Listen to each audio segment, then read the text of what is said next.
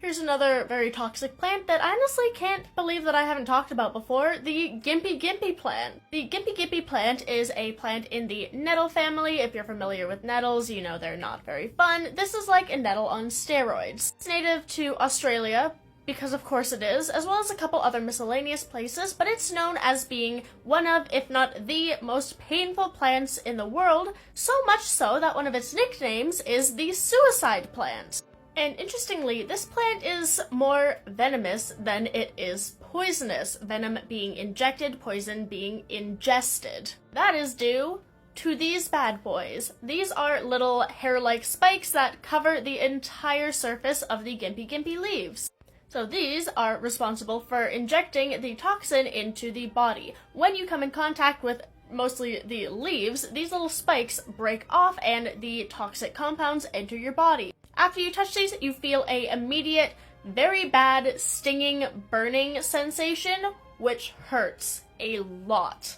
Like, so much. Over the next little amount of time, it intensifies a lot, so immediately it hurts. Then it hurts a lot as time goes on. And symptoms of these can last a long time, like months or even years sometimes. Now, normally, this isn't a cause for hospitalization. This won't actually kill you. It just hurts a lot. Most of the symptoms include skin irritation, like bad skin irritation, like rashes and hives, as well as like intense burning. And sometimes if you have an allergic reaction or something, your lymph nodes and everything can swell, in which case hospitalization is sometimes necessary to deal with the allergy. But again, this is not fatal, it's just painful. However, there also can be some respiratory issues because if the needles get like released into the air because they like break off or they get brushed off or something and you inhale them, that can cause some very severe respiratory issues that may also require hospitalization because when they get into the epithelium of your respiratory tract, that hurts a lot and it makes breathing very difficult and very painful.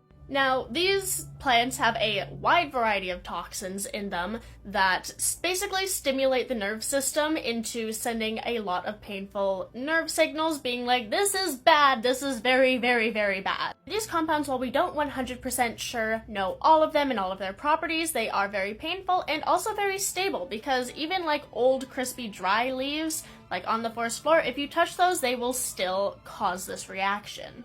Now, these spikes, which I mentioned before, are actually called trichomes, and sometimes, if not removed, these trichomes can stay in the skin for a very long time, up to like a year or two. And even after the initial, like, symptoms are mainly resolved after like a couple weeks or months where the symptoms have died down, occasionally due to some stressors like heat and all that, the trichomes can be stimulated again to release more toxins and produce another, usually less severe, but still very painful reaction. And this can happen like months or even years after initially touching the plant, when a certain stressor to the area re-triggers these trichomes and then bad.